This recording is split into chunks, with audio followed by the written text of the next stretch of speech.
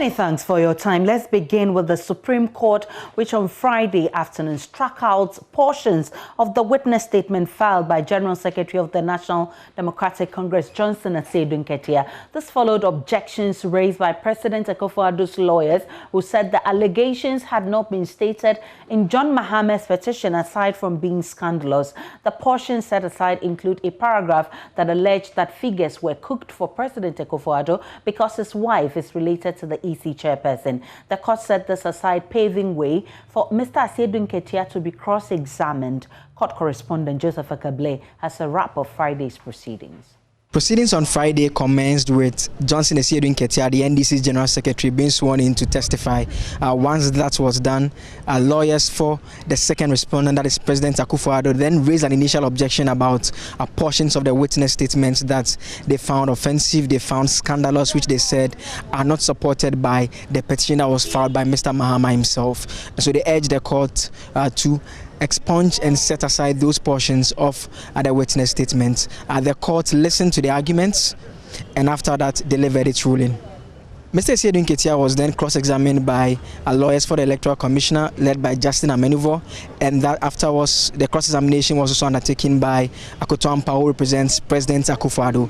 But that truncated at a point as a result of a request that Mr. Asiedu, the court allows a video to be played, which Mr. Asiedu Nketia will be confronted with that particular video. I suggest to you that you are wrong because the current situation is the reality.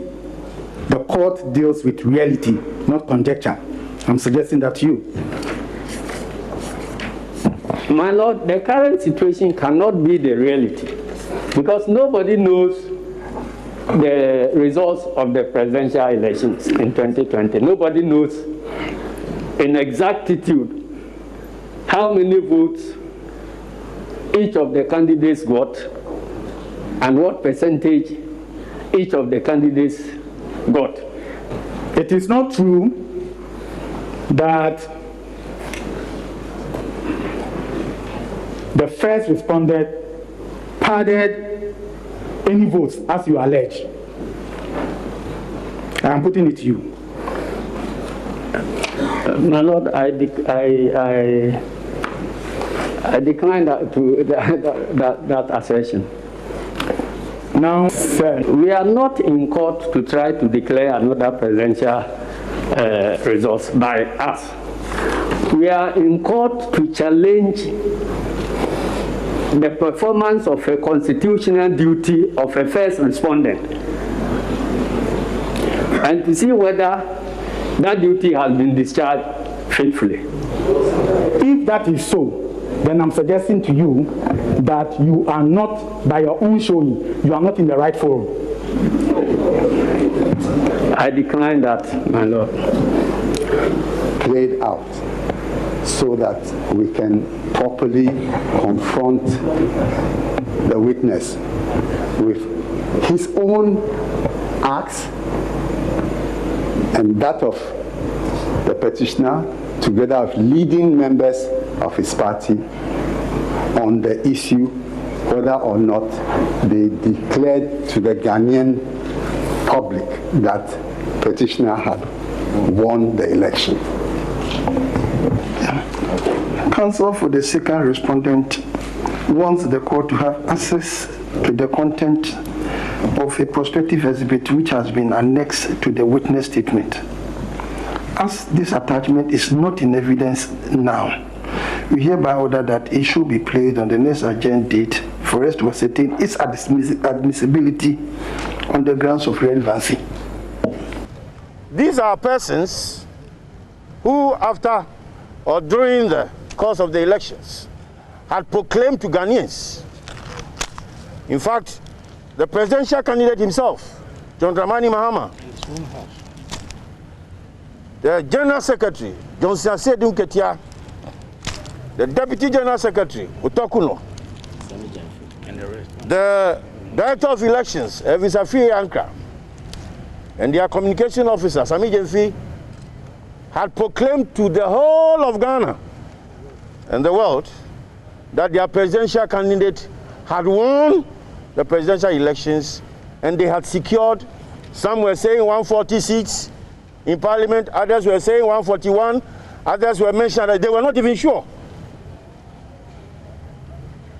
And when they proclaimed that they had won the presidential elections, they gave you percentages. Don't pretend as if you didn't hear.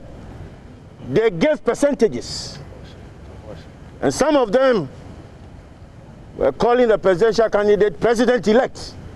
I think I recall, Sami Jemfi, a communication officer, referred to Mahama as the president-elect. Some of them even urged him to form a parallel government. Now when they are being invited to the police, there's another story. They advised him to run a parallel government because they had won the elections. Now these are the same South people who now, when come to court, cannot even tell how many votes they garnered and are asking for a rerun. Does that sit well with you? And you think it sits well with Ghanaians? No. First, we want the unconstitutional conduct of Jean Mensa to be held to account.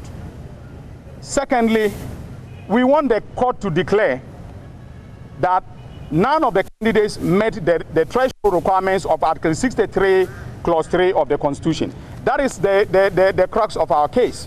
And that is the case that we have sought to make in court today with the witness statement of the General Secretary of our party. Now, it is far from being the case that John Dramani Mahama himself must testify in this matter.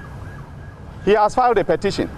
He is entitled as of right under the law to call witnesses in aid of his case, and that is what he has done.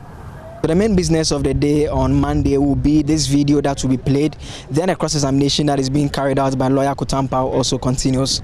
Reporting for Joy News from the Supreme Court, my name is Joseph Akable.